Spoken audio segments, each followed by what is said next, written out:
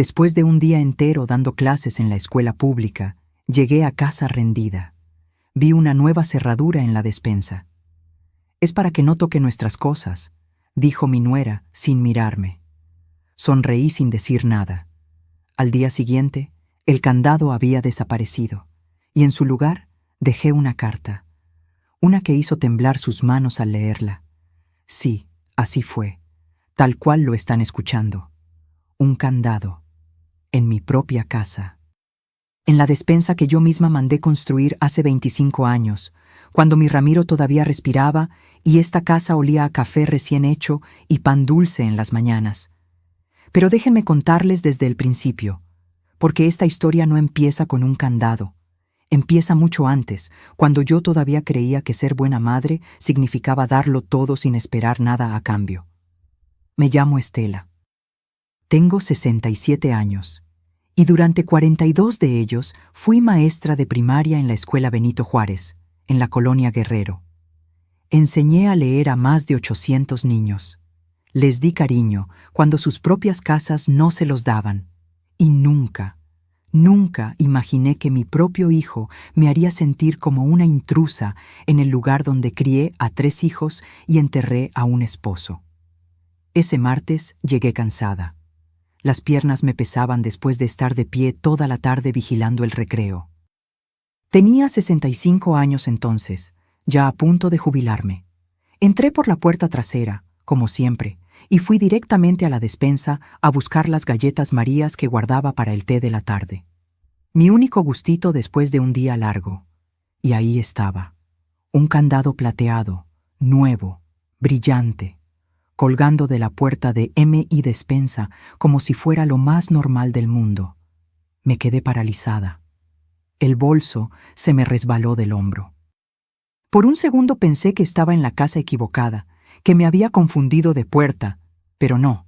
Ahí estaba el azulejo roto junto a la estufa que Ramiro nunca alcanzó a cambiar. Ahí estaban las macetas de albahaca en la ventana. Era mi cocina, mi casa. Entonces escuché su voz. «Ah, ya llegaste». Verónica entró a la cocina secándose las manos en un trapo. Llevaba puesta esa blusa rosa que, según ella, le costó 2.500 pesos en una boutique de Polanco. El mismo dinero que yo gastaba en comida para toda la semana. «¿Qué es esto?», pregunté señalando el candado. Mi voz salió más suave de lo que hubiera querido. Todavía no entendía bien lo que estaba viendo. Ella ni siquiera levantó la vista. «Ah, eso. Es que Mateo y yo compramos algunas cosas para nosotros. Ya sabes, productos importados, aceite de oliva orgánico, ese tipo de cosas. Y pues, no queremos que se confundan con lo demás. Es para evitar problemas». Para evitar problemas. Como si yo fuera el problema. «Pero Verónica, esta es mi despensa, mi casa». Finalmente me miró. Y en esos ojos café que alguna vez me parecieron dulces, solo vi frialdad. «Ay, Estela, no te lo tomes personal, es solo organización. Tú tienes tu espacio, nosotros el nuestro. Es lo más sano en una convivencia, ¿no crees?» Mi espacio, en mi propia casa. Como si yo fuera una inquilina tolerada. Quise gritarle, quise arrancar ese candado y tirarlo por la ventana. Pero algo dentro de mí, esa parte que siempre fue maestra, la que aprendió a medir cada palabra antes de decirla, me hizo callar. Sonreí. «Claro, mija, como tú digas». Y me fui a mi cuarto. No lloré esa noche. Estaba demasiado furiosa para llorar. Me senté en la cama que compartí con Ramiro durante 38 años, y por primera vez en 3 años me permití ver con claridad lo que había estado ignorando. Mi casa ya no era mía. No había pasado de golpe. Fue como cuando el moho se mete en las paredes. No lo ves hasta que ya está por todas partes. Si esta historia te está removiendo algo por dentro, suscríbete al canal, porque lo que viene después, ni yo misma lo vi venir. 3 años atrás, cuando Ramiro murió de un infarto mientras regaba sus geranios, el mundo se me cayó encima. No solo perdí a mi esposo. Perdí el sonido de sus pasos en la mañana, el olor de su loción cuando se arreglaba para salir, esa forma en que me abrazaba por la espalda mientras yo cocinaba. La casa se volvió un eco gigante. Mateo, mi hijo menor, vino al funeral con Verónica. Llevaban 2 años de casados. Él me abrazó y me dijo: «Mamá, no te vamos a dejar sola. Nos mudamos contigo hasta que estés mejor». Temporal, dijo, solo hasta que yo me recuperara. Pero temporal se convirtió en 1 mes, luego 6, luego 1 año. Y de repente ya habían pasado 3 años y ellos no solo no se habían ido, habían tomado posesión completa. Al principio fue sutil. Verónica empezó a ayudar reorganizando la cocina. «Es que así es más práctico, suegrita». Los platos de Talavera que heredé de mi madre quedaron arrumbados en el mueble de arriba, donde yo ya no alcanzaba. Mis sartenes viejos pero buenos fueron reemplazados por ollas antiadherentes que según ella eran más saludables. Luego vinieron los muebles. «Ese sillón está muy viejo, Estela. Lo vamos a donar». Y mi sillón café, donde Ramiro leía el periódico cada domingo, desapareció. En su lugar pusieron un sofá moderno color gris que era bonito, sí, pero no era mío. La sala de estar se convirtió en su oficina. Mi cuarto de costura quedó lleno de cajas con cosas de ella. El comedor donde celebrábamos cada cumpleaños, cada Navidad, ahora estaba decorado con cuadros abstractos que yo no había elegido. Y yo, como tonta, dejé que pasara. Porque pensé que era amor, que estaban ayudándome a modernizarme, que así era la vida con gente joven. Pero el candado fue diferente. El candado fue un mensaje. Esa noche, acostada en la oscuridad, recordé algo que le dije a una alumna hace años. Se llamaba Lupita, y su hermana mayor la trataba mal. Le quitaba sus cosas, la hacía sentir invisible en su propia familia. «Lupita», le dije, «nunca permitas que alguien te haga sentir que eres menos en tu propia vida, ni siquiera por amor». Y yo había hecho exactamente eso. Miré el techo. Las sombras de la lámpara de la calle se movían como fantasmas. Y entonces, por primera vez en mucho tiempo, sentí algo más fuerte que la tristeza. Sentí rabia. Y esa rabia, descubriría pronto, era exactamente lo que necesitaba para despertar. Porque lo que Verónica no sabía es que las maestras aprendemos a leer entre líneas. Y yo acababa de leer perfectamente su mensaje. Lo que ella tampoco sabía era que yo también sabía escribir. Je pars espera a ver lo que hice con ese candado, y lo que descubrí después en su laptop. Al día siguiente me desperté con una claridad que no había tenido en años. Como cuando te quitas unos lentes sucios y de repente ves todos los detalles que habías estado ignorando. Me levanté temprano, como siempre. Preparé mi café en la cafetera vieja que todavía me permitían usar, porque la de cápsulas italiana era solo para ellos. Me senté en el pequeño espacio que me quedaba en la mesa del desayuno y empecé a recordar. No fue de golpe. Fue como agua que erosiona la piedra, gota a gota, hasta que ya no reconoces tu propia casa. Dejé que mi mente viajara 3 años atrás, al día del funeral de Ramiro. Hacía un calor insoportable para ser noviembre. La iglesia de San Felipe estaba llena. Compañeros maestros, vecinos, sus amigos del dominó, las señoras del mercado donde compraba sus cigarros a escondidas porque yo le regañaba. Mateo llegó con Verónica. Ella llevaba un vestido negro sencillo y el cabello recogido. Me abrazó con delicadeza y me dijo: «Cuenta conmigo para lo que necesites, suegrita». Su voz sonaba sincera. O tal vez yo necesitaba creer que lo era. Después del entierro, cuando todos se fueron y la casa quedó en ese silencio espantoso que solo conocen los recién viudos, Mateo me tomó de las manos. «Mamá, no puedes quedarte sola. No ahora». «Estaré bien, hijo. Tu padre me enseñó a ser fuerte». «Lo sé, pero igual nos vamos a quedar contigo un tiempo. Solo mientras te recuperas. La casa es enorme. Tenemos espacio de sobra». Verónica asintió a su lado, con esa sonrisa que entonces me pareció bondadosa. «Es temporal, Estela. Unos meses máximo. Además, así ahorramos para el enganche de nuestra casa y tú no estás sola. Es perfecto para todos. Perfecto para todos. Qué mentira tan bien envuelta. Los primeros días fueron buenos. Verónica cocinaba, limpiaba, me acompañaba a las juntas de maestros cuando yo no tenía ánimo de ir sola. Mateo arreglaba cosas de la casa que llevaban años rotas. El tinaco, la chapa de la puerta del jardín, las goteras del baño. Me sentía acompañada, menos vacía. Pero a la tercera semana, Verónica empezó con sus sugerencias. «Ay, suegrita, estas cortinas están tan viejas. ¿Y si compramos unas nuevas? Yo tengo muy buen ojo para la decoración». Eran las cortinas que Ramiro y yo elegimos cuando remodelamos la sala, de un color terracota que combinaba con los pisos de barro. Pero estaba tan cansada emocionalmente que solo dije, «Está bien, mija, como tú veas». Una semana después, mis cortinas terracota estaban en la basura. En su lugar había unas blancas minimalistas que dejaban entrar demasiada luz y hacían que la sala se viera fría. Luego vino el comedor. Estos cuadros de paisajes están pasados de moda. Mira, compré estos en una galería. Arte moderno. Le dan personalidad. Los paisajes eran de Guanajuato, donde Ramiro y yo pasamos nuestra luna de miel. Cada vez que los veía, lo recordaba en aquella posada pequeña, riendo porque nos habíamos perdido buscando una plaza. Pero cuando protesté tímidamente, Verónica ya los había empacado. «No te preocupes, los guardé en una caja.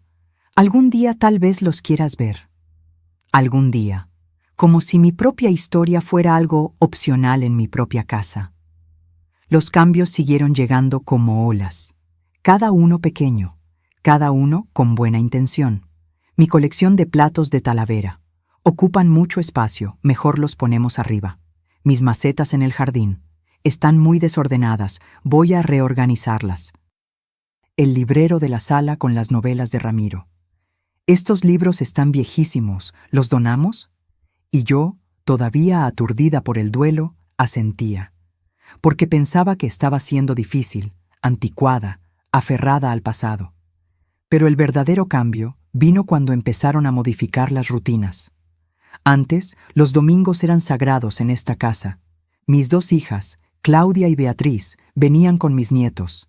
Preparábamos mole, pozole, lo que se nos antojara. La casa se llenaba de risas, de niños corriendo, de ese desorden hermoso que es una familia reunida. A las 3 semanas de estar viviendo con nosotros, Verónica sugirió, ¿y si mejor hacemos las comidas cada 15 días? Es que los domingos Mateo y yo necesitamos descansar. Luego fue, ¿y si mejor cada mes? Y luego simplemente dejamos de hacerlas. Un domingo, Claudia llegó sin avisar con pastel y flores. Verónica abrió la puerta en pijama, con cara de pocos amigos. «Ay, Claudia, no sabíamos que venías. No hay nada preparado. Mateo y yo íbamos a salir». Mi hija mayor me buscó con la mirada. Yo estaba en la cocina, apenada, sin saber qué decir. «Pensé que todavía hacíamos las comidas familiares», dijo Claudia con voz tensa. «Sí, pero ahora vivimos todos juntos. Hay que coordinarse mejor, ¿no crees?» Coordinarse, como si ver a mi propia hija requiriera permiso. Claudia dejó el pastel en la mesa, me dio un beso frío en la mejilla y se fue. No regresó en 2 meses. Las amigas corrieron la misma suerte. Mi comadre Rosario, con quien tomaba café cada jueves desde hacía 20 años, dejó de venir. La última vez que llegó, Verónica estaba haciendo yoga en la sala con música electrónica a todo volumen. «Ay, perdón, Rosario, no sabía que venías. Es que este es mi horario de ejercicio». Rosario, incómoda entre las colchonetas y el incienso que Verónica había prendido, tomó su café rápido y se fue. «Deberías avisarme cuando van a venir tus amigas», me dijo Verónica después, sin levantar la vista de su celular, «para no hacer mis cosas. Para no hacer sus cosas, en mi sala, en mi casa». Poco a poco, mi vida social desapareció, y con ella desaparecieron los testigos de lo que estaba pasando. Pero lo peor aún no había llegado. Lo peor fue cuando empecé a notar que Verónica no solo estaba cambiando la casa, estaba cambiando a mi hijo. Mateo siempre había sido cariñoso. Me llamaba cada tercer día antes de que vinieran a vivir conmigo. Me preguntaba cómo estaba, me contaba de su trabajo en la ferretería, hacía chistes malos que me sacaban una sonrisa. Pero ahora, viviendo bajo el mismo techo, apenas me hablaba. Llegaba tarde del trabajo y se iba directo a su cuarto. Si yo intentaba preguntarle sobre su día, él respondía con monosílabos. Bien, cansado, después platicamos.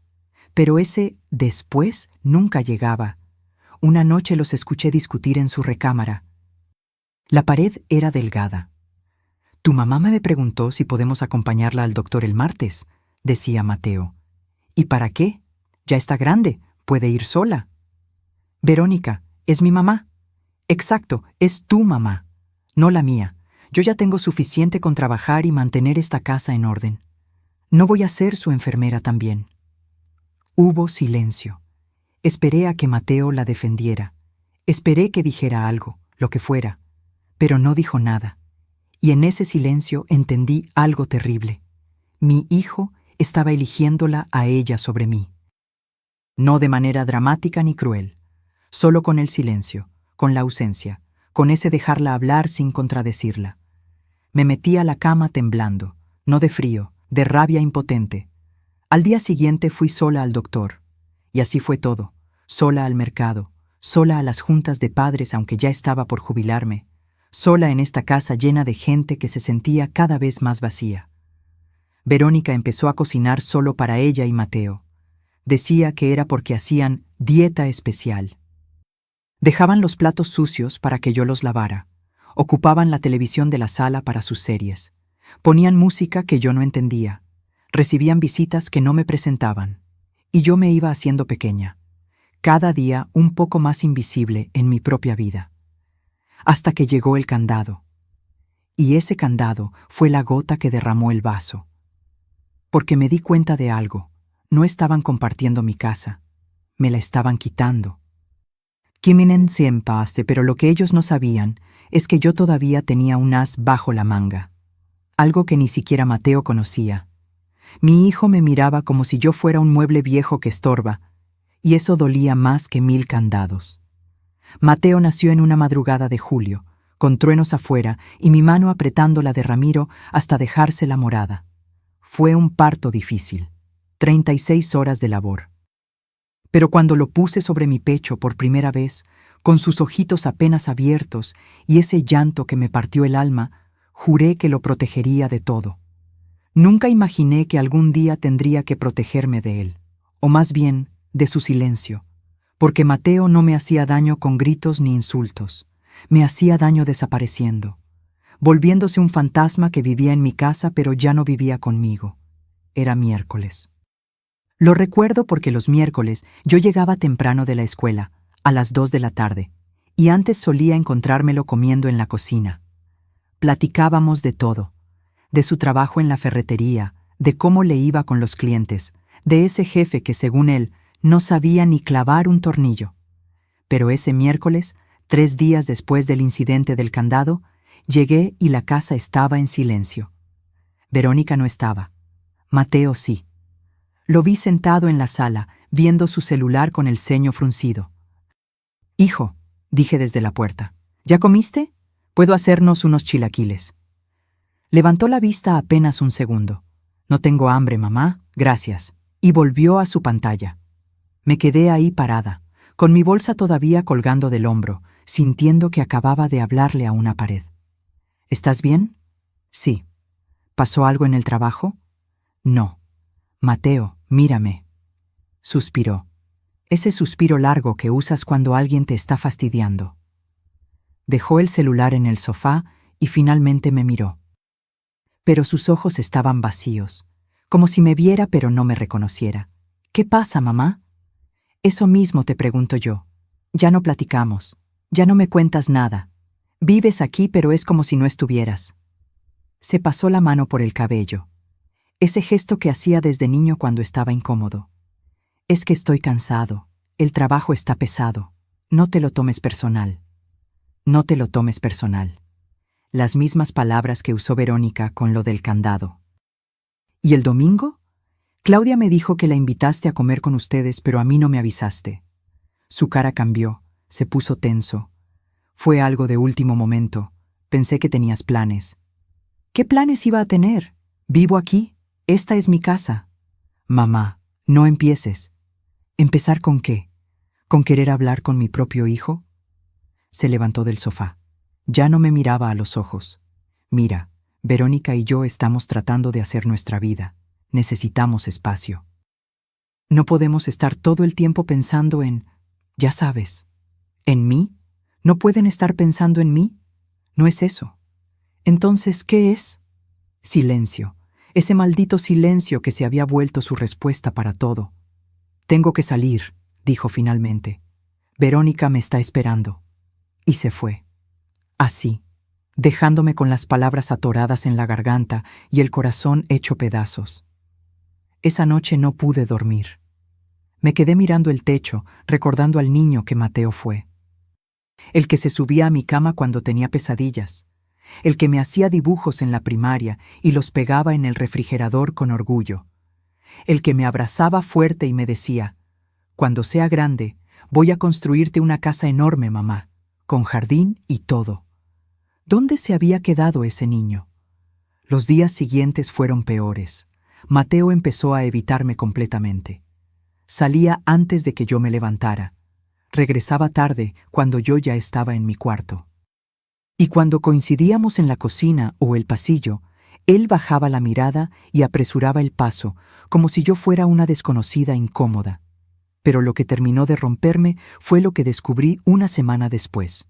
Era sábado por la mañana. Verónica había salido temprano al salón de belleza, esa rutina semanal que según ella era indispensable y que costaba 800 pesos cada vez. Mateo estaba en la regadera. Y yo, limpiando la sala como siempre hacía, encontré un sobre manila olvidado entre los cojines del sofá.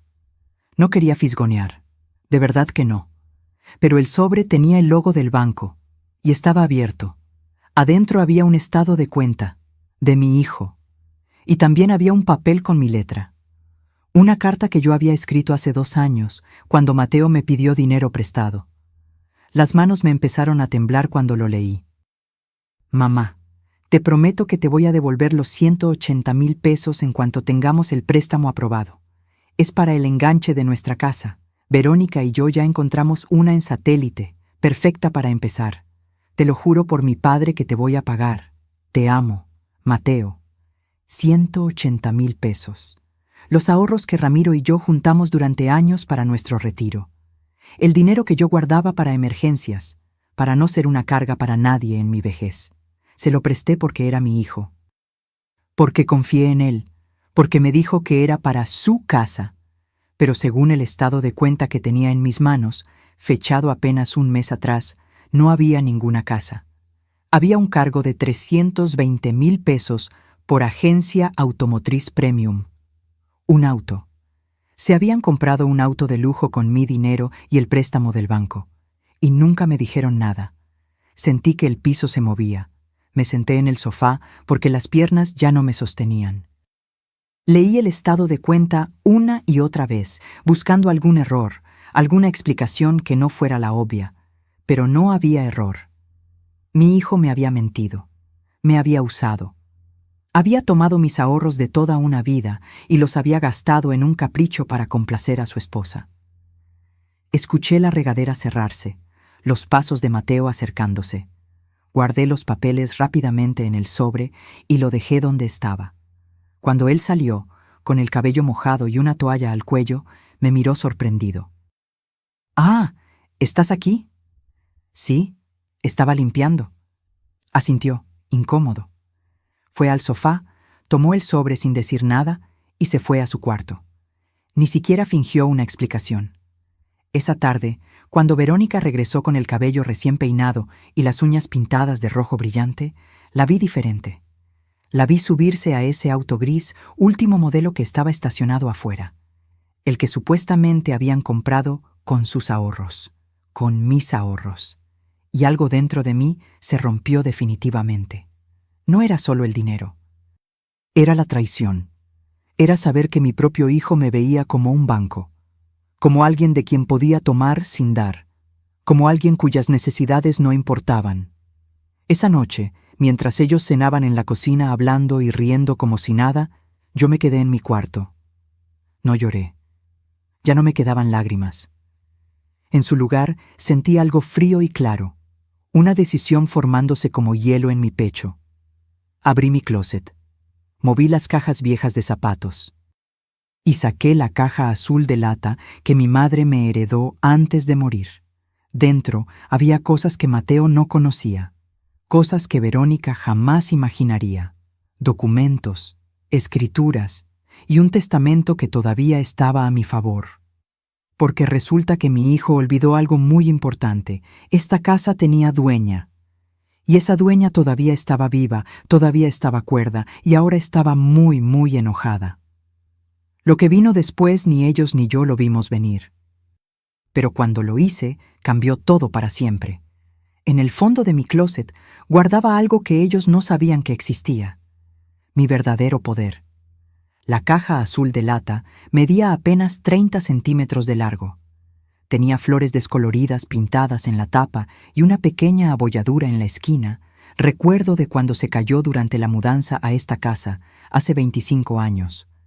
Para cualquiera que la viera, no era más que un objeto viejo y sin valor, pero para mí era un cofre de guerra. La saqué esa noche de sábado, después de descubrir lo del dinero. La puse sobre mi cama con cuidado, como quien desentierra algo sagrado. Mis manos temblaban al abrir la tapa oxidada. El olor a papel viejo me golpeó primero. Luego vi lo que había dentro: sobres amarillentos, documentos doblados con cuidado, fotografías y una libreta negra con las esquinas deshilachadas. La libreta de mi madre. Ahí, con su letra inclinada y precisa, estaban anotadas todas las lecciones que me dio antes de morir. «Estela», me dijo en su último día lúcido, con los ojos ya apagados por el cáncer, pero la voz firme.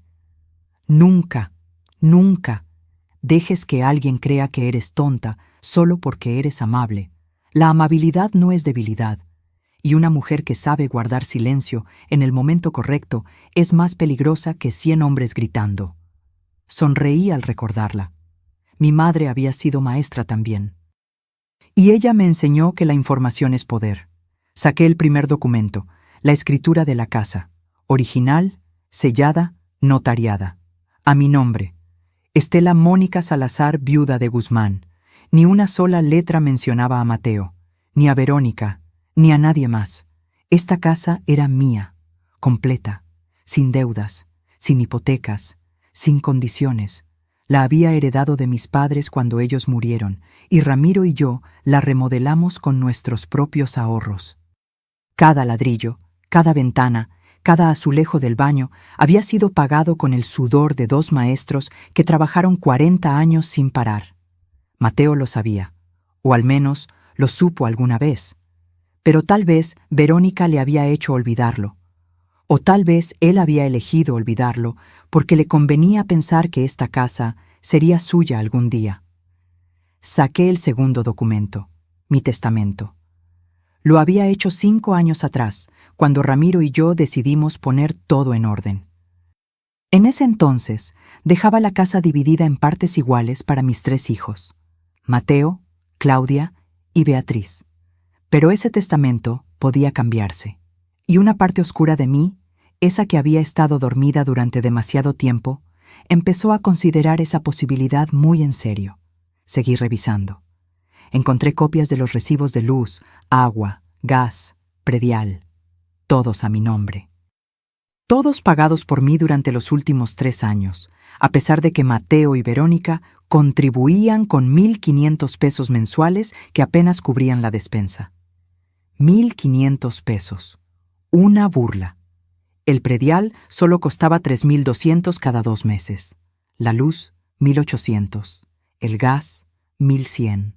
El mantenimiento, reparaciones, imprevistos. Todo eso lo pagaba yo con mi jubilación de maestra. 11,000 pesos mensuales que se evaporaban manteniendo una casa para 3 personas donde solo yo ponía dinero real. Pero lo más interesante estaba al fondo de la caja. Una tarjeta de presentación blanca con letras azules. Licnu Fernando Fuentes, abogado notario, derecho familiar y patrimonial. Fernando había sido alumno mío en tercero de primaria, hace más de 30 años. Un niño flaco y serio que siempre leía en los recreos. Ahora era uno de los abogados más respetados de la colonia. Y me debía un favor enorme. Yo había convencido a su madre de que no lo sacara de la escuela cuando ella quería ponerlo a trabajar. Maestra Estela, me había dicho en el funeral de Ramiro, apretando mi mano con fuerza, cualquier cosa que necesite, lo que sea, solo búsqueme. Usted cambió mi vida. Miré la tarjeta, luego miré los documentos, y entonces, por primera vez en semanas, sentí algo que no era tristeza ni rabia. Sentí control. A la mañana siguiente, domingo, esperé a que Mateo y Verónica salieran. Ellos habían quedado de ir a desayunar con los padres de ella, otra de esas reuniones a las que yo nunca era invitada. En cuanto escuché el auto alejarse, tomé mi celular y marqué el número de Fernando. Contestó al tercer timbre. ¿Maestra Estela? Fernando, hijo, perdona que te moleste en domingo. Usted jamás molesta. ¿Está bien? ¿Pasó algo? La preocupación genuina en su voz casi me hace llorar. Hacía tanto que alguien se preocupaba por mí de verdad. Necesito tu ayuda. Necesito revisar unos documentos y tal vez hacer algunos cambios. Hubo una pausa. ¿Cambios en su testamento? Entre otras cosas. ¿Puedo preguntarle qué está pasando? Y entonces, ahí sentada en mi cama con la caja azul abierta frente a mí, le conté todo. El candado, las humillaciones, los 180,000 pesos, la forma en que mi propia casa se había convertido en una prisión donde yo era la intrusa. Fernando escuchó sin interrumpir. Cuando terminé, su silencio fue diferente. No era de incomodidad. Era de alguien calculando, pensando, planeando. Maestra, ¿usted tiene pruebas de todo esto? Tengo recibos. Tengo el estado de cuenta que encontré. Tengo mensajes de texto donde Mateo me prometía devolverme el dinero. ¿Y la casa está completamente a su nombre? Completamente. Sin deudas. Sin nada. Perfecto. Su voz sonó más firme. Entonces esto es lo que vamos a hacer. Durante la siguiente hora, Fernando me explicó un plan. No era venganza, era protección. Era poner límites legales que Verónica y Mateo no pudieran romper. Primero, actualizar mi testamento con un notario diferente, uno que ellos no conocieran. Dejar todo a mis hijas, con una cláusula especial que decía que Mateo solo podría heredar si me devolvía los 180,000 pesos antes de mi muerte. Si no lo hacía, su parte se dividiría entre Claudia y Beatriz. Segundo, hacer un inventario notariado de todos mis bienes dentro de la casa. Muebles, electrodomésticos, joyas, todo, para que quedara claro qué era mío y qué era de ellos. Tercero, preparar un ultimátum legal. Si en 3 meses no empezaban a pagar una renta justa, calculada en 5,000 pesos mensuales, que era barata para una casa de ese tamaño, o no se iban, yo podía iniciar un proceso de desalojo. Pero Fernando, dije con la voz quebrada, es mi hijo. Lo sé, maestra. Y por eso le estoy dando opciones que no sean sacarlo a la calle mañana. Pero usted tiene que protegerse. Lo que le están haciendo no es amor, es abuso. Esa palabra me cayó como agua fría. Abuso. ¿Era eso? ¿Podía llamarse abuso cuando venía de tu propio hijo? Piénselo, continuó Fernando. Pero no tarde mucho. Entre más tiempo pase, más difícil será recuperar su casa y su paz. Colgamos. Me quedé sentada en la cama, rodeada de papeles, sintiendo que acababa de cruzar una línea invisible. Pero la línea ya había sido cruzada, solo que no por mí. Guardé todo nuevamente en la caja azul, la escondí en el fondo del closet, detrás de las cajas de invierno que nadie tocaba. Cuando Mateo y Verónica regresaron esa tarde, me encontraron en la cocina, preparando caldo de pollo, como siempre, como la viejita inofensiva que ellos creían que era. «Huele bien», dijo Mateo, sorprendido de verme cocinando. «Pensé que teníamos que hacer dieta», agregó Verónica con tono cortante. Sonreí. Esa sonrisa que había perfeccionado en 40 años de tratar con padres de familia difíciles. «Es solo para mí. Ustedes hagan lo suyo». Verónica parpadeó, confundida por mi tono neutral. Mateo me miró con algo que casi parecía culpa, pero ninguno dijo nada, y yo seguí revolviendo mi caldo, tranquila, mientras en mi mente ya se estaban moviendo las piezas de un tablero que ellos ni siquiera sabían que existía. Porque había aprendido algo importante. No siempre gana el que grita más fuerte. A veces gana el que sabe esperar en silencio, con paciencia de maestra y precisión de cirujano. Y yo había esperado suficiente. Pero antes de dar el siguiente paso, algo pasó que casi arruina todo. Algo que me hizo cuestionarme si realmente conocía a las personas con las que vivía. Ese día, frente a toda la familia, me trataron como si yo fuera nada. Pero yo dejé que hablaran, porque cada palabra era una soga con la que se ahorcaban solos. El cumpleaños de Mateo, 35 años. Antes, esas fechas eran sagradas en nuestra familia. Ramiro despertaba temprano para colgar banderitas de papel picado. Yo preparaba su pastel favorito, 3 leches con fresas. Claudia y Beatriz llegaban con regalos envueltos en papel brillante y abrazos que duraban eternamente. Pero este año fue diferente.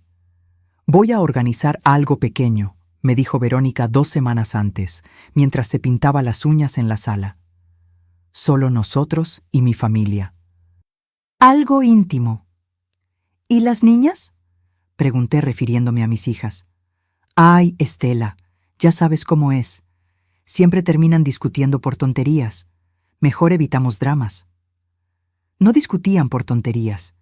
Discutían porque Verónica las trataba con el mismo desprecio que a mí. Pero Mateo nunca las defendía. «¿Y la comida?», intenté otra vez. «Puedo hacer el mole que le gusta a Mateo, o unos chiles en nogada». «No te preocupes, yo voy a encargar todo, tú solo. Relájate, relájate». Como si fuera una invitada en mi propia casa, en el cumpleaños de mi propio hijo. El día llegó. Sábado 23 de abril. Calor pegajoso de medio año. Desde temprano, Verónica empezó a transformar la casa. Quitó los cuadros que yo había vuelto a colgar discretamente. Puso centros de mesa modernos con flores artificiales. Cambió los manteles por unos grises minimalistas que, según ella, combinaban con la decoración. Yo la observaba desde el marco de la cocina, invisible, mientras ella mandaba y organizaba en mi casa como si fuera suya. «Mateo, mueve esa silla». «No, ahí no. Más hacia la esquina». «Perfecto». Mi hijo obedecía sin chistar, moviendo muebles de un lado a otro, sudando en camiseta blanca. «¿Necesitan ayuda?», ofrecí. Verónica ni siquiera volteó. «No, ya casi terminamos». «Ah, sí. Podrías ir a tu cuarto mientras arreglamos. Es que vamos a usar la sala y no queremos que estorbe nada». «Que estorbe nada». O que estorbe nadie. Me fui a mi habitación como una niña castigada. Cerré la puerta y me senté en la cama, sintiendo el calor subirme por el cuello. La humillación, la rabia contenida. Pero me quedé callada. Saqué mi celular del buró y lo puse en modo silencioso. Lo dejé sobre mi cómoda, estratégicamente apoyado contra un libro, con la cámara apuntando hacia la puerta medio abierta.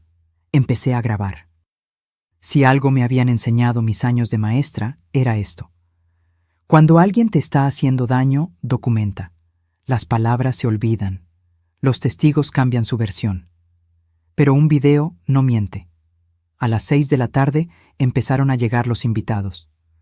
Primero llegaron los padres de Verónica, don Jacinto y doña Perfecta. Sí, así se llamaba. Y créanme que el nombre le quedaba perfecto para lo insufrible que era. Doña Perfecta entró con un vestido floreado y lentes de sol carísimos, cargando un pastel de una pastelería cara de Polanco. Miró la sala con ojo crítico, como evaluando si todo estaba a su altura. «Ay, hija, qué bien te quedó todo. Se nota tu buen gusto». «Tu buen gusto. En mi casa, con mis muebles empujados a las esquinas». Luego llegó la hermana de Verónica, Montserrat, con su esposo y sus 2 hijos malcriados, que inmediatamente empezaron a correr por toda la casa gritando como animales. Uno de ellos tiró mi maceta de violetas africanas. Nadie dijo nada, ni siquiera lo recogieron.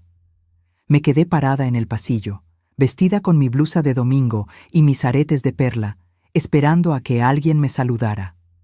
Nadie lo hizo. Verónica pasó junto a mí como si yo fuera parte del muro. Don Jacinto me miró de reojo y asintió con la cabeza, pero no dijo palabra. Doña Perfecta directamente me ignoró. ¿Mateo? Mateo estaba demasiado ocupado abriendo botellas de vino y poniendo música. Me senté en la silla del rincón, esa que habían arrumbado junto al librero, y observé. La mesa del comedor estaba llena de comida que yo no había cocinado. Sushi, cortes finos, ensaladas gourmet. Botellas de vino que costaban más de 500 pesos cada una. Pan artesanal, postres franceses. Todo pagado con el dinero que supuestamente no tenían. El mismo dinero que justificaba que no pudieran pagarme una renta justa. «¡Salud por mi hijo!», gritó Verónica alzando su copa. «Por sus 35 años y porque este sea el inicio de nuestra mejor etapa juntos». Nuestra mejor etapa. Como si yo no hubiera estado en sus primeros 35 años. Como si no lo hubiera parido, criado, educado, sostenido cuando no tenía trabajo, consolado cuando sus novias lo dejaban. Todos brindaron, las copas chocaron, las risas llenaron la sala, y nadie, absolutamente nadie, brindó por mí. Entonces Doña Perfecta, con 3 copas encima y el tono condescendiente que usan las personas que se creen superiores, soltó la bomba. «Ay, Verónica, qué bueno que ustedes son tan pacientes. No cualquiera aguanta vivir con la suegra, ¿verdad?». Se rió con esa risa falsa que me erizó la piel. «Deben estar muy agradecidos con ustedes. No todos los hijos modernos se sacrifican así, cuidando a sus padres en lugar de dejarlos botados por ahí». Sacrificarse, cuidando, como si yo fuera la carga. Verónica sonrió, bajando la mirada con falsa modestia. «Ay, suegrita, hace lo que puede. Ya a su edad es difícil, ¿verdad? Pero ahí vamos, con paciencia». Suegrita. Esa palabra que había sonado cariñosa los primeros meses y que ahora era veneno envuelto en miel. «Es que», continuó Montserrat sirviéndose más vino, «yo le digo a Rodrigo que cuando su mamá esté viejita, ni de broma se viene con nosotros. Al asilo derechito. Es lo más sano para todos». Las risas explotaron. Mateo sonrió incómodo, pero no dijo nada. Nada. Don Jacinto agregó su granito de arena. «Pues yo creo que hasta cierto punto está bien ayudar. Pero llega un momento en que los viejos tienen que entender que ya cumplieron su ciclo. Dejar que los jóvenes vivan». Los viejos. Hablaban de mí como si yo no estuviera ahí, como si fuera un objeto del que había que deshacerse eventualmente. Doña Perfecta me miró directamente por primera vez en toda la noche. «¿Verdad, Estela? Tú entiendes que ellos necesitan su espacio. Son jóvenes, tienen sueños. No pueden estar cargando con... Bueno, ya me entiendes». Me quedé callada. Sonreí. Esa sonrisa que había perfeccionado en semanas de aguantar insultos disfrazados de consejos. Y dejé que siguieran hablando, porque mi celular seguía grabando. Cada palabra, cada risa cruel, cada comentario despectivo. Verónica trajo el pastel, cantaron las mañanitas, Mateo sopló las velas y pidió un deseo. Me preguntaron qué había deseado, y él, mirando a Verónica con ojos enamorados, dijo: «Deseo que pronto tengamos nuestra propia casa, para empezar nuestra vida de verdad». Nuestra vida de verdad. Como si estos 3 años hubieran sido mentira, como si yo fuera un obstáculo temporal. Me levanté de mi silla. Las piernas me temblaban, pero la espalda la mantuve recta. 40 años parándome frente a 30 niños, cada día me habían enseñado a tener presencia. Voy a mi cuarto. Que disfruten su fiesta. Nadie me detuvo. Nadie dijo, no te vayas. Nadie preguntó si estaba bien. Verónica solo murmuró, que descanses, suegrita. Cerré la puerta de mi habitación. Detuve la grabación. 3 horas y 40 minutos de humillación documentada. Me senté en la cama con el celular en las manos. Le di play. Escuché todo otra vez, y esta vez no sentí tristeza, sentí claridad. Porque acababan de darme exactamente lo que necesitaba, evidencia irrefutable de que no me estaba imaginando nada, de que no era mi culpa, de que esto era abuso disfrazado de convivencia. Guardé el video en la nube, hice 3 copias de respaldo. Una la envié al correo de Fernando Fuentes con el asunto. Urgente. Evidencia adicional. Luego me acosté. Y por primera vez en meses dormí completa. Porque ya no estaba sola en esta guerra. Tenía aliados, tenía pruebas y sobre todo tenía un plan. Lo que ellos no sabían es que acababan de cavar su propia tumba. Y yo sostendría la pala. Al día siguiente hice algo que Verónica jamás olvidará. Algo tan simple como una carta, pero tan devastador como un terremoto. Cuando Verónica leyó esa carta, vi cómo el color se le iba del rostro, porque las palabras correctas, dichas en el momento preciso, valen más que 1000 gritos. El domingo amaneció quieto, demasiado quieto. Esa quietud incómoda que queda después de una tormenta, cuando el aire todavía huele a electricidad y destrucción. Mateo y Verónica no salieron de su cuarto hasta las 11. Yo ya llevaba 2 horas despierta. Había tomado mi café, había regado las plantas que me quedaban, y había hecho algo que llevaba planeando toda la noche. En la mesa del comedor, entre los restos de la fiesta que nadie había recogido, vi el candado. Lo habían dejado ahí tirado, junto a las botellas vacías y los platos sucios, como si fuera basura, como si no hubiera sido el símbolo de mi humillación apenas días atrás. Lo tomé. Era ligero, barato, el tipo de candado que compras en cualquier ferretería por 50 pesos. Nada especial, pero para mí representaba una frontera que se había cruzado. Fui al cajón de la cocina donde guardaba mis herramientas. Saqué unas pinzas viejas que Ramiro usaba para sus reparaciones caseras. El candado se dio fácil, demasiado fácil. Con un poco de fuerza y el ángulo correcto, la argolla se abrió sin problema. Sonreí. Ese candado tan simbólico, tan lleno de poder en la mente de Verónica, no servía para nada. Era puro teatro, pura ilusión de control. Igual que todo lo que ella había construido en esta casa. Dejé el candado roto sobre la barra de la cocina, donde ella lo vería. Pero eso no era suficiente. Necesitaba enviar un mensaje más claro, más permanente. Fui a mi cuarto. Saqué papel y pluma, no la computadora, no un mensaje de texto, una carta escrita a mano. Porque hay algo en la letra manuscrita que hace que las palabras pesen más, que se claven más hondo. Me senté en mi escritorio, el mismo donde había revisado tareas de cientos de alumnos durante décadas, y escribí. No con rabia, con precisión quirúrgica. Verónica, he decidido no decir nada sobre el candado, porque entiendo que vienes de una familia donde la desconfianza es lo normal. No te culpo por eso. Cada quien trae sus traumas y sus formas de ver el mundo. Pero quiero que sepas algo muy importante, algo que tal vez olvidaste o que nunca te dijeron claramente. Esta casa tiene dueña, y esa dueña soy yo. Los documentos están a mi nombre. Escrituras originales, notariadas, imposibles de modificar sin mi presencia física, mi identificación vigente y mi huella digital. Mi abogado, el licenciado Fernando Fuentes, tiene copias certificadas de todo.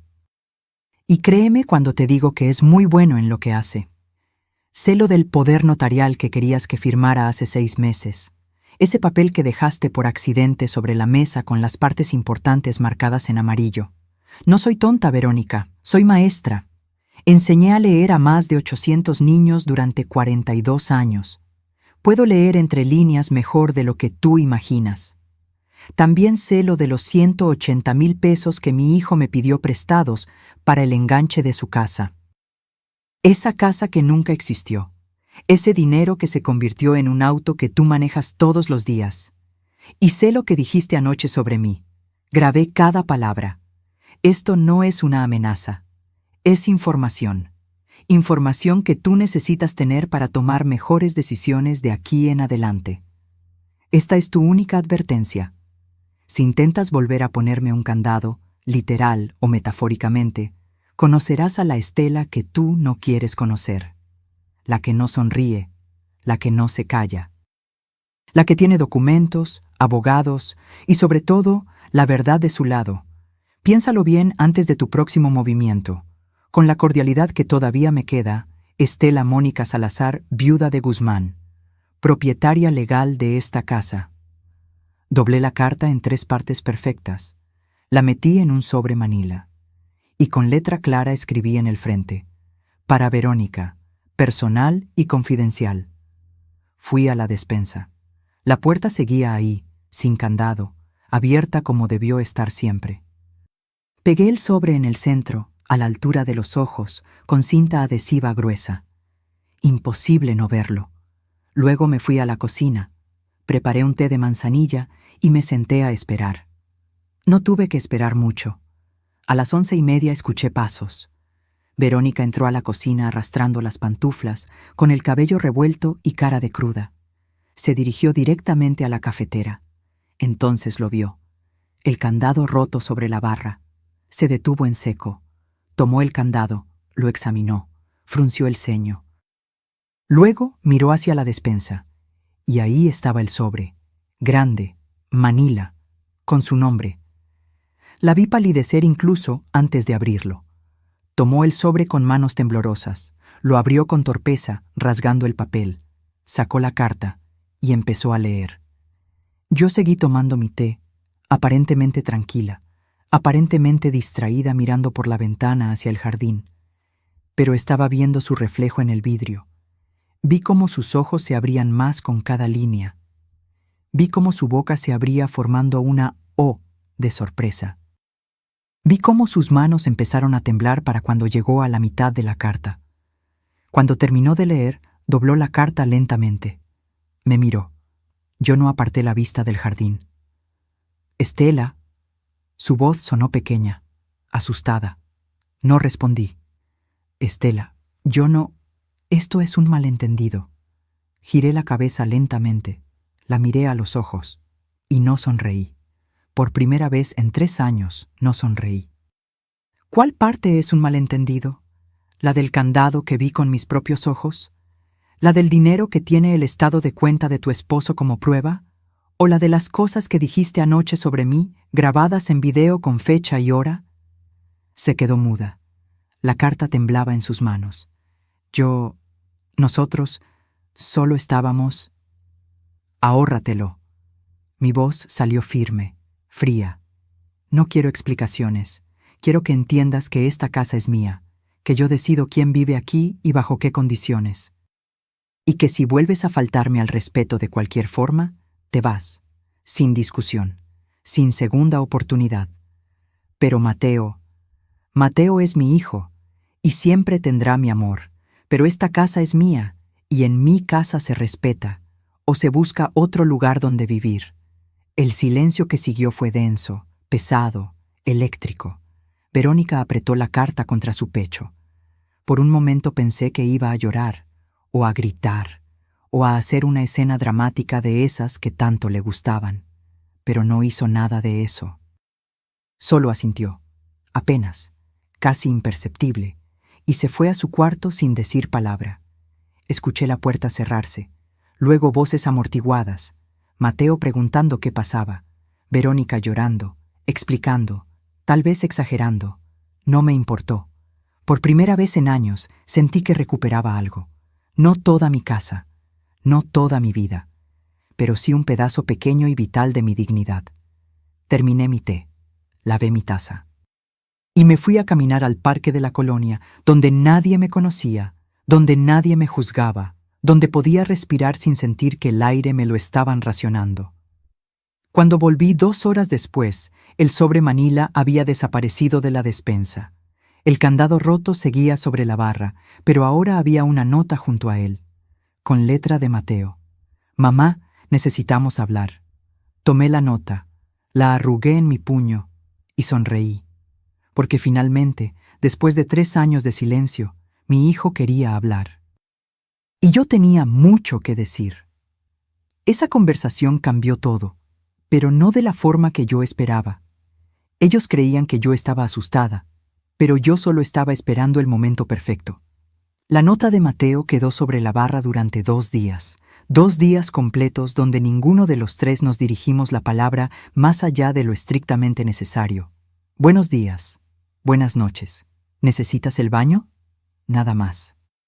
La casa se convirtió en un campo minado donde cada paso debía medirse, donde cada puerta que se cerraba sonaba como un disparo, donde el silencio era tan denso que casi podía cortarse con cuchillo.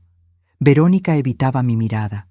Cuando coincidíamos en la cocina, ella tomaba lo que necesitaba y se iba rápido, como ratón asustado. Ya no ponía música a todo volumen. Ya no reorganizaba mis cosas sin permiso. Ya no hacía comentarios hirientes disfrazados de bromas. Por primera vez en 3 años, había miedo en sus ojos cuando me veía. Y no voy a mentir, una parte oscura de mí disfrutaba ese miedo. Pero sabía que esto era temporal, que el miedo inicial se convertiría en resentimiento, que el resentimiento se volvería estrategia, que Verónica no era de las que se rendían fácilmente. Así que yo tampoco me rendí. Empecé a documentar todo, todo.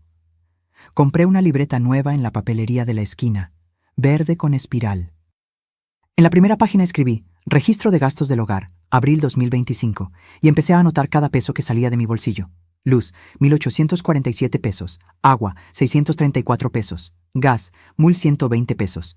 Predial, 3,200 pesos. Despensa, 4,500 pesos. Internet, 599 pesos. Teléfono, 250 pesos. Total mensual que yo pagaba, 12,150 pesos. Contribución de Mateo y Verónica, 1,500 pesos. Los números no mentían. Yo estaba subsidiando su vida con más de 10,000 pesos mensuales.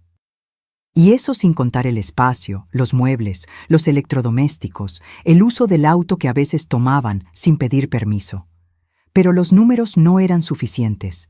Necesitaba más. Empecé a grabar conversaciones. No todo el tiempo, solo cuando había algo importante.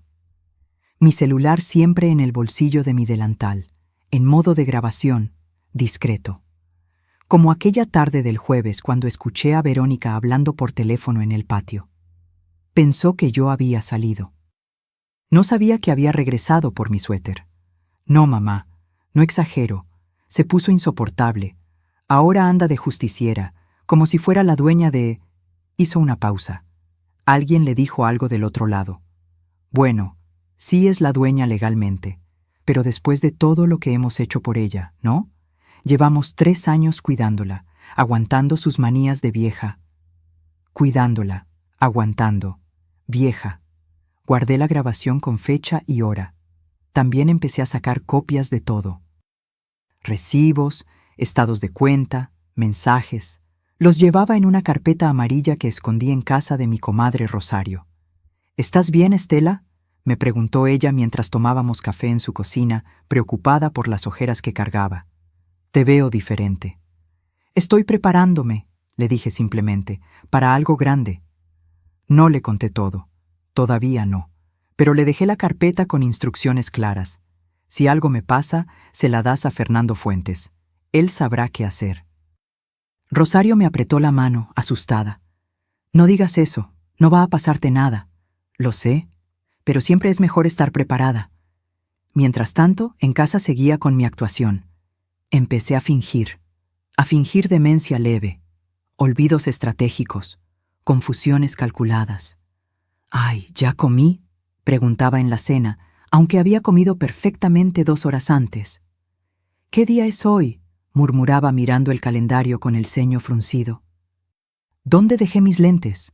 Buscaba por toda la sala, cuando los tenía colgados del cuello. Vi cómo Verónica y Mateo intercambiaban miradas. Miradas que decían: ¿ves? Ya está empezando.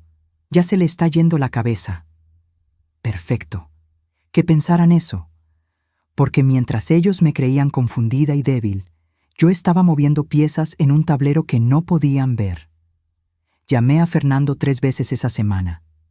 «Quiero cambiar mi testamento», le dije en la primera llamada. «¿Está segura, maestra?» «Completamente». En la segunda llamada, le pedí que investigara si era legal grabar conversaciones en mi propia casa. Me confirmó que sí, que todo lo grabado en un espacio propio era admisible como evidencia. En la tercera llamada, le conté sobre mi plan. «Es arriesgado», me advirtió Fernando, «pero si está decidida, yo la apoyo. Solo prométame que no va a hacer nada sin consultarme primero». «Lo prometo». Mentí, porque ya tenía el siguiente paso planeado. El viernes por la noche, Mateo finalmente tocó a mi puerta. «Mamá, ¿podemos hablar?» «Pasa, hijo». Entró despacio, con las manos en los bolsillos. Se sentó en la orilla de mi cama, en el mismo lugar donde se sentaba de niño cuando tenía pesadillas. Sobre la carta, ¿la leíste? Verónica me la mostró. Miró al suelo. No sabía que te sentías así. Esa frase casi me hace reír. O llorar. No sabía si era honestidad o ceguera voluntaria. Mateo, mírame. Levantó la vista. Sus ojos eran los de Ramiro, los mismos ojos cafés con motas doradas que me enamoraron hace 40 años. ¿De verdad no sabías? ¿O no querías saber? Se quedó callado, y en ese silencio encontré mi respuesta. «Los 180,000 pesos», empezó. «No quiero hablar de eso ahora. Pero mamá, yo te los voy a pagar, lo juro. Es solo que...» «Mateo», mi voz salió firme. «No vine a este mundo para que me paguen. Vine para ser respetada, y en mi propia casa no me siento respetada». «¿Entiendes la diferencia?» Asintió lentamente. Tenía los ojos vidriosos. «Lo siento». «Lo sé, pero lo siento no es suficiente. Necesito ver cambios, cambios reales». «¿Qué quieres que haga?» Y ahí estaba, la pregunta que había estado esperando. «Quiero que me dejes vivir en paz en mi casa. Quiero que tu esposa me trate con respeto básico. Y quiero que empiecen a contribuir justamente con los gastos o que busquen su propio lugar». Se paró de golpe. ¿Nos estás corriendo? No. Te estoy dando opciones. 5,000 pesos mensuales de renta. Es barato para esta casa. O pueden ahorrar y buscar su propio espacio, como siempre dijeron que iban a hacer. Pero mamá, no tenemos ese dinero ahorita. Tienen dinero para un auto de lujo, para ropa cara, para salones de belleza y restaurantes. Mi voz no tembló. Tienen dinero, solo no lo quieren usar en mí. Se quedó parado en medio del cuarto, dividido entre 2 lealtades, y otra vez eligió el silencio. «Piénsalo», dije con suavidad. «Tienes un mes». Salió de mi cuarto sin decir más. Esa noche no dormí. Me quedé despierta mirando el techo, preguntándome si había sido demasiado dura, si había cruzado un límite del que no podría regresar. Pero cuando amaneció y vi el sol entrando por mi ventana, iluminando la foto de Ramiro en el buró, supe que había hecho lo correcto, porque el amor sin respeto no es amor, es costumbre, y yo ya había sido costumbre durante demasiado tiempo. Era hora de ser una decisión. Lo que pasó después me sorprendió hasta a mí, porque resultó que no era la única con secretos en esta casa. Cuando abrí ese cofre frente a ellos, sus ojos se llenaron de codicia. No sabían que era una trampa. El mes de plazo que le di a Mateo pasó como arena entre los dedos. 30 días donde la tensión en la casa era tan espesa que casi podía masticarse. Verónica seguía evitándome, pero yo notaba algo diferente en su mirada cuando pensaba que no la veía. Estaba calculando, planeando, esperando. Yo también. Fue un domingo por la tarde, una de esas tardes calurosas de mayo donde el aire no se mueve y todo parece detenerse. Yo estaba en mi cuarto, reorganizando el closet de verano. Saqué cajas viejas, vestidos que ya no usaba, zapatos guardados desde la época de Ramiro. Y entonces, accidentalmente, dejé la puerta de mi habitación entreabierta. Justo cuando Verónica pasaba por el pasillo. Escuché sus pasos detenerse. Luego, esa respiración contenida de alguien que está viendo algo que no debería estar viendo, pero no puede apartar la vista. En mis manos tenía el cofre de terciopelo vino. Era hermoso, debo admitirlo. Medía unos 40 centímetros de largo por 25 de ancho. El terciopelo estaba desgastado en las esquinas, pero mantenía ese color rojo oscuro, casi sangre, que le daba un aire de antigüedad y misterio. Tenía grabados dorados en la tapa, iniciales entrelazadas que ya casi no se distinguían. Había sido de mi abuela materna, pasó a mi madre, y luego a mí. Adentro guardaba las joyas de la familia. No eran muchas, no éramos ricos, pero cada pieza tenía historia, tenía peso, tenía valor sentimental y económico. Abrí el cofre despacio, como quien destapa un tesoro, sabiendo perfectamente que Verónica me observaba desde el pasillo. Saqué el collar de perlas. 36 perlas naturales, irregulares, con ese brillo cremoso que solo dan las perlas reales. Me lo había regalado Ramiro en nuestro 20º aniversario. Había ahorrado durante 2 años para comprarlo. Luego, los aretes de oro con esmeraldas, pequeños, discretos, pero genuinos, herencia de mi abuela, quien los recibió de su propia madre en tiempos de la Revolución. El broche Art Deco de plata y ónice. Una pieza de los años 30 que mi madre usaba en ocasiones especiales y que valía, según el último avalúo que hice hace 10 años, alrededor de 25,000 pesos. Y finalmente, el anillo. El anillo de compromiso que Ramiro me dio bajo un árbol de jacarandas en el bosque de Chapultepec. Oro blanco con un diamante pequeño, pero brillante, rodeado de zafiros diminutos. Los puse sobre mi cama, uno por uno, admirándolos bajo la luz que entraba por la ventana. Y entonces, como si recién notara su presencia, me giré hacia la puerta. «¡Ay, Verónica! No te vi ahí». Ella dio un paso hacia adelante, con los ojos fijos en las joyas. Ya ni siquiera fingía disimulo. «¿Eso es real?» Sonreí. Esa sonrisa de abuela orgullosa mostrando sus tesoros. «Sí, mija, son de la familia, llevan generaciones con nosotros». Tomé el collar de perlas y lo dejé correr entre mis dedos. Este collar tiene casi 50 años. Las perlas son naturales, ¿ves? No como las de ahora que son todas cultivadas y uniformes. Verónica se acercó más, hipnotizada. «¿Puedo...?» Extendió la mano. Le di el collar. Lo tomó con cuidado exagerado, como quien sostiene algo invaluable, que en realidad lo era. «Es hermoso», murmuró. Sus ojos brillaban de una forma que me recordó a una niña frente a una vitrina de dulces. «Debe valer mucho». «Bueno, nunca lo he vendido, pero sí, supongo que sí». El avalúo viejo decía que entre todo había como 200,000 pesos, pero eso fue hace 10 años. ¿Quién sabe ahora?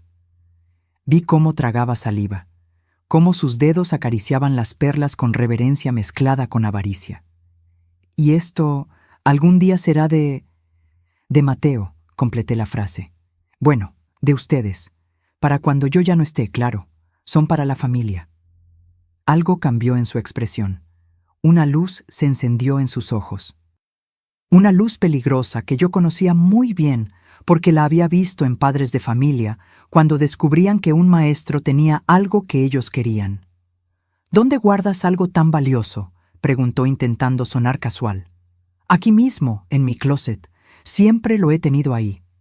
Fingí preocupación, aunque últimamente he pensado que tal vez debería ponerlo en una caja de seguridad. Ya sabes, por si acaso. «Sí, sería más seguro», dijo ella rápidamente. «Yo puedo ayudarte a llevarlo al banco si quieres». Apuesto lo que sea a que sí quería. «Ay, mija, qué amable. Sí, tal vez uno de estos días lo hacemos juntas». Le quité el collar suavemente y guardé todo de nuevo en el cofre. Lo cerré con la llave pequeña que colgaba de una cadenita. Verónica siguió cada movimiento con los ojos. «Bueno, te dejo descansar», dijo finalmente, pero sus pies no se movían. Seguía mirando el cofre como si quisiera grabarlo en su memoria. Cuando finalmente se fue, esperé 5 minutos. Luego salí de mi cuarto y pasé casualmente por la sala. Verónica estaba en el sofá con su celular, pero no estaba viendo videos ni redes sociales. Estaba en Google. Leí las búsquedas en su pantalla desde el reflejo del espejo del pasillo. Collar perlas naturales, precio. Joyas antiguas, valor México. Herencia, joyas familiares, ¿quién heredero? Sonreí para mis adentros y seguí caminando. Durante los siguientes días, Verónica cambió completamente. De repente era amable, solícita. Preguntaba si necesitaba ayuda con las compras, ofrecía hacerme té.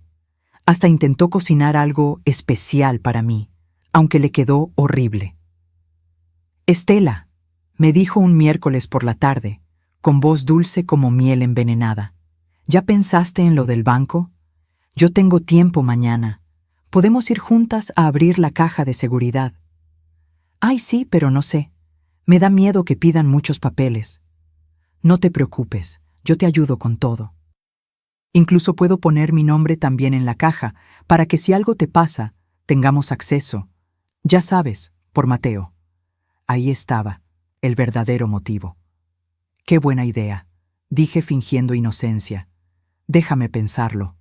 Pero no lo pensé. En lugar de eso, llamé a Fernando. «Ya picó el anzuelo», le dije por teléfono esa noche, encerrada en mi baño con el agua corriendo para que no me escucharan. «¿Está segura de esto, maestra? Es un riesgo». «Lo sé. Pero necesito que ella muestre sus verdaderas intenciones. Y esto es perfecto». «¿Quiere que prepare los documentos?» «Sí, pero con la cláusula que discutimos». Al día siguiente, le dije a Verónica que había hecho la cita en el banco para el viernes. Su cara se iluminó como árbol de Navidad. «Perfecto, voy contigo. No te preocupes por nada». El viernes llegó. Fuimos al banco, abrimos una caja de seguridad, metimos el cofre con las joyas y firmamos los papeles. Lo que Verónica no sabía, porque no leyó la letra pequeña que el ejecutivo explicó rápidamente y ella firmó sin prestar atención, era que esa caja requería 2 llaves para abrirse. Una la tenía yo. La otra la tenía Fernando Fuentes, con instrucciones legales muy específicas.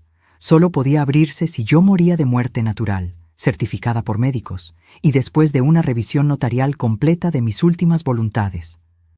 Si algo me pasaba, sospechosamente, la caja se congelaba automáticamente y su contenido pasaba a una investigación legal. Verónica tenía acceso a la caja, técnicamente. Su nombre estaba en los papeles, pero no podía abrirla sin mí, y si yo moría, tampoco podía abrirla sin pasar por un proceso legal que expondría cualquier irregularidad. Era la trampa perfecta. Salimos del banco. Verónica iba feliz, creyendo que había ganado algo, que había asegurado su futuro. No sabía que acababa de firmar su propia sentencia, porque yo no estaba protegiéndome solo de ella. Estaba protegiéndome de cualquier accidente que pudiera ocurrirme convenientemente. Y sobre todo, estaba creando evidencia de su verdadero carácter, evidencia que muy pronto iba a necesitar. Lo que pasó después fue tan rápido que ni yo estuve preparada, porque Verónica cometió un error que lo cambió todo. Fue un sábado por la mañana cuando todo explotó, y yo me aseguré de que hubiera testigos. La calma después de la visita al banco duró exactamente 12 días. 12 días donde Verónica actuó como la nuera perfecta. Preguntaba por mi salud. Ofrecía llevarme al doctor. Hasta me regaló un chal de lana para que no te dé frío en las noches. Yo aceptaba todo con sonrisas y gracias, pero por dentro estaba preparándome, porque sabía que esto era el ojo del huracán. Esa quietud engañosa antes de que todo se desate con furia. Y tenía razón. El jueves por la noche, mientras fingía dormir, escuché voces en el cuarto de Mateo y Verónica. Discutían, bajo, pero lo suficientemente fuerte para que yo captara palabras sueltas. No puede seguir así. La casa debería ser nuestra. Está vieja. ¿Cuánto tiempo más? El notario dijo que podemos. Mi corazón se aceleró. Me levanté en silencio, descalza, y puse mi celular en modo de grabación contra la pared que compartíamos. La aplicación que Fernando me había recomendado amplificaba el sonido. Lo que escuché me heló la sangre. Mi primo trabaja en un asilo, decía Verónica. Dice que con un certificado médico de que ya no puede valerse por sí misma, podemos internarla, y entonces la casa quedaría libre. No sé, Verónica, es mi mamá. ¿Y qué? Ya lleva años estorbando. Míranos, Mateo. No podemos tener hijos porque vivimos con tu madre. No podemos hacer nuestra vida. Esta casa debería ser nuestra desde que tu papá murió. Pero legalmente hay formas. Mi tío es abogado. Dice que con un poder notarial y un diagnóstico de demencia senil, podemos tomar control de sus bienes.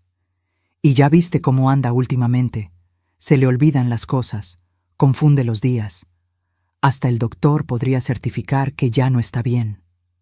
Sentí náuseas, no por lo que planeaban, sino por lo bien que mi actuación había funcionado, demasiado bien. No sé si pueda hacer eso. La voz de Mateo sonaba débil, dudosa, pero no escandalizada, no indignada como debería estar un hijo defendiendo a su madre. ¡Ay, Mateo, no seas cobarde! Es por nuestro bien, por nuestro futuro. Además, en el asilo estará cuidada. Es mejor para todos. El silencio que siguió fue peor que cualquier palabra, porque significaba que Mateo lo estaba considerando. Mi propio hijo estaba considerando encerrarme para quedarse con mi casa. Guardé la grabación. La envié a la nube, a 3 correos diferentes, y entonces supe que había llegado el momento. No podía esperar más. El viernes en la mañana llamé a mis 2 hijas. Claudia, Beatriz. Necesito que vengan mañana a la casa, las 2, a las 10 de la mañana. Es urgente. ¿Estás bien, mamá?, preguntó Claudia alarmada. Sí, pero necesito que estén aquí y traigan a sus esposos. Es importante. Luego llamé a Fernando. Es hora. ¿Estás segura? Completamente. Prepara todo lo que discutimos. ¿La documentación completa? Toda. Y necesito que vengas mañana a las 10, con el notario si es posible. Entendido, maestra. Finalmente llamé a mi comadre Rosario. Necesito que mañana estés aquí, como testigo, y trae tu celular cargado. ¿Qué vas a hacer, Estela? Voy a recuperar mi vida. El sábado amaneció despejado. Uno de esos días donde el cielo es tan azul que duele mirarlo. Yo me levanté temprano. Me vestí con mi mejor blusa, la azul con flores blancas que Ramiro me regaló en nuestro último aniversario. Me puse los aretes de perlas. Me peiné con cuidado. Si esto iba a ser una batalla, yo entraría como reina. A las 9:30 empezaron a llegar. Primero Claudia con su esposo Roberto. Mi hija mayor, con esa mirada preocupada que no había perdido desde que era niña. Mamá, ¿qué está pasando? Espera a que estén todos, hija. Luego Beatriz con su esposo Javier y mis 2 nietos, Sebastián y Lucía. Los niños corrieron a abrazarme. Abuela, no te habíamos visto en mucho tiempo. Lo sé, mis amores, lo sé. Rosario llegó puntual con una bolsa de pan dulce que dejó en la mesa del comedor. Y finalmente, Fernando Fuentes, con su portafolio de cuero y un señor mayor de traje que me presentó como el notario Méndez. Mateo y Verónica estaban en la cocina, desayunando. Cuando vieron entrar a tanta gente, sus caras se transformaron. ¿Qué es esto?, preguntó Verónica poniéndose de pie. Es una reunión familiar, dije con voz calmada. Siéntense, todos. Tengo cosas importantes que decir. Nos acomodamos en la sala, yo en el sillón principal, el que había sido de Ramiro, mis hijas a los lados, Fernando y el notario de pie junto a mí, los demás repartidos en sillas traídas del comedor. Verónica y Mateo se quedaron parados, tensos, como animales acorralados. «Pueden sentarse», repetí. No era una sugerencia. Se sentaron lentamente en el sofá gris que ellos habían comprado. Respiré hondo y empecé. Los he reunido aquí porque necesito que todos escuchen esto, y necesito testigos de lo que voy a decir. Saqué mi celular, lo conecté a la bocina Bluetooth y reproduje la grabación de la noche del jueves. La voz de Verónica llenó la sala. Mi primo trabaja en un asilo. Dice que con un certificado médico de que ya no puede valerse por sí misma, podemos internarla. Vi cómo el color desaparecía del rostro de Mateo, cómo Verónica abría la boca sin que saliera sonido. Claudia se llevó la mano a la boca. Beatriz empezó a llorar. Dejé que la grabación siguiera hasta el final, hasta esa parte donde Mateo no decía que no, donde solo guardaba silencio cómplice. Cuando terminó, el silencio en la sala era absoluto. «Mamá». Mateo intentó hablar. Levanté la mano. No había terminado. «Esto no es todo». Saqué la carpeta amarilla que había guardado en casa de Rosario. La abrí sobre la mesa de centro. Aquí están todos los recibos de esta casa durante los últimos 3 años. Luz, agua, gas, predial, mantenimiento. Todo pagado por mí, con mi jubilación de 11,000 pesos mensuales. Puse otro documento encima. Aquí está el estado de cuenta que demuestra que los 180,000 pesos que presté para el enganche de una casa se usaron para comprar un auto de lujo. Un auto que yo nunca he usado, que ni siquiera me han ofrecido usar. Otro documento. Y aquí están las capturas de pantalla de los mensajes entre Verónica y su hermana, donde dice textualmente: «Unos meses más de aguantar a la vieja y esta casa será nuestra». Verónica se puso de pie de golpe. «Tú espiaste mi teléfono. Eso es ilegal». Fernando habló por primera vez, con voz profesional y fría. «En realidad, señora, todo lo que está en esta carpeta fue obtenido legalmente. Las grabaciones fueron hechas en propiedad privada de la señora Estela, donde ella tiene todo el derecho de grabar. Los documentos son copias de originales, y los mensajes fueron fotografiados de una laptop que su esposo dejó abierta en un espacio común de la casa». Verónica se volvió hacia Mateo. «¡Di algo! ¡No te quedes ahí sentado!». Pero Mateo no dijo nada. Miraba el suelo con los ojos vidriosos. Continué, porque todavía no había terminado. «Quiero que sepan», dije mirando directamente a Mateo, «que esta casa jamás será de ustedes mientras yo viva. Ya modifiqué mi testamento. Si algo me pasa, la casa se divide únicamente entre Claudia y Beatriz. Mateo solo puede heredar si antes me devuelve los 180,000 pesos que me debe. Si no los devuelve antes de mi muerte, su parte se anula». El notario Méndez sacó un documento. «Aquí está el testamento actualizado, firmado y certificado hace 3 días. Es completamente legal e inapelable». Mateo finalmente levantó la vista. Tenía lágrimas en los ojos.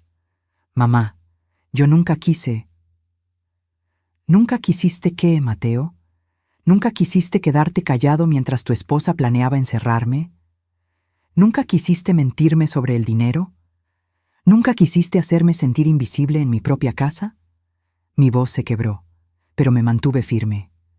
«Les voy a dar una opción, una sola. Tienen 30 días para irse de esta casa. Puedo prestarles 50,000 pesos para la renta de un departamento. Es más de lo que merecen, pero soy su madre y no los voy a dejar en la calle». «¡Esto es ridículo!», gritó Verónica. «No puedes sacarnos así como así». Fernando volvió a intervenir. «Sí puede, señora. Esta es su casa. Ustedes no tienen contrato de arrendamiento, no pagan renta. Legalmente son invitados que han sobrepasado su bienvenida. Si no se van voluntariamente en 30 días, procederemos con un desalojo legal. Y con estas pruebas, créame que lo ganaremos rápido». Verónica abrió la boca. La cerró. Volvió a abrirla. Pero no salió ningún sonido coherente. Mateo, mi hijo, el niño que alguna vez me prometió que me construiría una casa enorme, rompió a llorar. Mamá, perdóname, por favor. Y ahí, viendo a mi hijo llorar, sentí que algo dentro de mí se rompía también, pero ya no había vuelta atrás. Lo que ellos no entendieron fue simple. El amor no se mendiga, se gana y se pierde, y ellos lo habían perdido hace mucho tiempo. Ahora solo estaba recuperando lo que siempre fue mío, mi dignidad. Lo que pasó en esos 30 días fue algo que jamás olvidaré, para bien y para mal. Les di una última oportunidad, irse con dignidad o irse con vergüenza. Eligieron, pero ya era tarde para el orgullo. Los 30 días que siguieron a esa reunión fueron los más extraños de mi vida. La casa se convirtió en un espacio dividido, como si una línea invisible separara territorios enemigos. Ellos en su cuarto, yo en el mío. Y en medio, un silencio tan pesado que dolía respirarlo. Verónica no me volvió a dirigir la palabra, ni una sola. Cuando coincidíamos en la cocina, ella tomaba lo que necesitaba y se iba como alma que lleva el diablo. Sus ojos me lanzaban dagas de odio cada vez que me veía. Ya no fingía amabilidad, ya no había máscaras. Y de alguna forma retorcida, eso me dio paz, porque finalmente estábamos siendo honestas. Pero Mateo era diferente. Mi hijo se volvió un fantasma que vagaba por la casa con los hombros caídos y la mirada perdida. Adelgazó, dejó de arreglarse bien. A veces lo encontraba sentado en el jardín, mirando las plantas de Ramiro sin ver nada realmente. Una tarde, 11 días después de la reunión, tocó a mi puerta. «Mamá, ¿puedo pasar?» Estaba bordando un mantel, esa actividad que siempre me calmaba los nervios. Dejé la aguja. «Pasa». Entró despacio, como si tuviera miedo de romper algo. Se quedó parado en medio del cuarto, con las manos en los bolsillos. «Quiero que sepas que ya encontramos un departamento, en la colonia Portales. Tiene 2 recámaras. Está bien». «Me alegro», asintió, pero no se fue. Había algo más que quería decir y no sabía cómo. «Mamá, yo nunca quise que las cosas llegaran a esto». Puse el bordado sobre mis piernas. Lo miré directamente a los ojos. Esos ojos de Ramiro que alguna vez me miraron con adoración infantil. «Pero llegaron, ¿verdad?» «Sí». Su voz se quebró. «Y es mi culpa, no la de Verónica, mía, porque yo te fallé. Yo dejé que pasara todo. Yo me quedé callado cuando debí defenderte». Sentí que algo en mi pecho se aflojaba, solo un poco. «¿Por qué, Mateo? ¿Por qué me hiciste esto?» Se sentó en el suelo, ahí mismo, como cuando era niño y venía a confesarme que había roto algo o sacado mala calificación. Las lágrimas rodaban por sus mejillas sin control. Porque tenía miedo de perderla.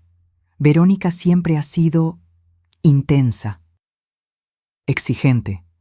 Y yo pensé que si no hacía lo que ella quería, me dejaría, como las otras. Se limpió la cara con la manga. Sé que suena patético, sé que no es excusa, pero es la verdad. ¿Y yo? ¿No tuviste miedo de perderme a mí? Pensé que tú siempre estarías ahí, que las madres siempre perdonan, que podía hacer lo que fuera y tú seguirías queriéndome.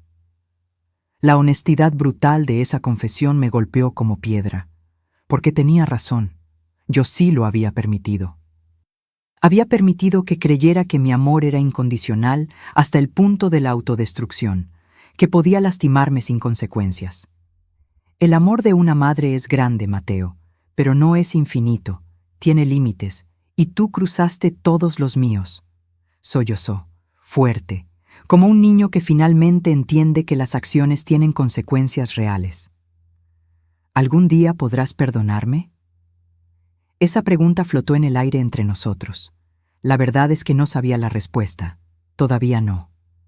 No lo sé, hijo. Pero sé esto, el perdón no borra lo que pasó. Y aunque algún día te perdone, las cosas nunca volverán a ser como antes, porque yo cambié. Y tú también tendrás que cambiar si quieres recuperar algo de lo que perdiste. Se quedó sentado ahí, en el suelo de mi cuarto, llorando como no lo veía llorar desde que tenía 8 años, y se cayó de su bicicleta. Y yo lo dejé llorar, porque esas lágrimas eran necesarias, eran parte de su aprendizaje. Los días siguientes fueron de cajas y mudanzas. Mateo y Verónica empacaban sus cosas con movimientos mecánicos. Yo me quedaba en mi cuarto la mayor parte del tiempo, dejando que el proceso sucediera sin mi presencia. Claudia y Beatriz vinieron a ayudarme a ordenar la casa después. Quitamos los muebles grises. Sacamos del almacén los muebles viejos, los que tenían historia. Volvimos a poner las cortinas terracota. Colgamos los cuadros de Guanajuato. ¿Estás bien, mamá?, me preguntó Beatriz mientras colgábamos las fotos familiares que Verónica había quitado. Estoy triste, admití, pero también estoy en paz. Por primera vez en años, estoy en paz. El día 29, un día antes del plazo, llegó una camioneta de mudanzas. Entre Mateo y 2 cargadores sacaron todo: ropa, muebles, cajas, ese sofá gris que tanto odiaba. Verónica supervisaba todo con cara de furia contenida. No se despidió, ni siquiera me miró. Subió al auto, el auto comprado con mi dinero, y se fue sin voltear atrás. Mateo fue el último en salir. Cargaba una caja de fotografías. Se detuvo en la puerta. Gracias por los 50,000 pesos. Te los voy a devolver, junto con los otros 180,000. No sé cuándo, pero lo haré. No lo hagas por mí, Mateo. Hazlo por ti, para que aprendas que las deudas se pagan, que las promesas se cumplen. Asintió. Y entonces, con voz pequeña, preguntó: ¿Puedo venir a visitarte algún día? Cuando las cosas estén más calmadas. Lo pensé. Realmente lo pensé. Llámame en 6 meses. Si para entonces has cumplido tu palabra, si has demostrado que cambiaste, podemos intentar reconstruir algo. Pero será diferente, con límites, con respeto. Lo entiendo. Se acercó como si fuera a abrazarme. Me puse tensa, no estaba lista. Él lo notó. Se detuvo, y solo me dio un beso en la frente. Te amo, mamá, y lo siento, de verdad lo siento. Y se fue. Cerré la puerta detrás de él. Me recargué contra la madera, y finalmente, después de meses de contenerme, de ser fuerte, de ser estratégica, me permití llorar. No lloré por Mateo, ni por Verónica, ni siquiera por el dinero perdido. Lloré por la ilusión rota de lo que pudo ser y nunca fue. Por ese hijo que crié para ser bueno y de alguna forma se perdió en el camino. Por los años que no recuperaría. Pero también lloré de alivio, porque finalmente mi casa volvía a ser mía. Los meses siguientes fueron de sanación. Volví a invitar a mis amigas los jueves. Rosario, Amparo, Socorro. Tomábamos café y pan dulce en mi mesa, sin tener que pedir permiso, sin sentir que estorbábamos.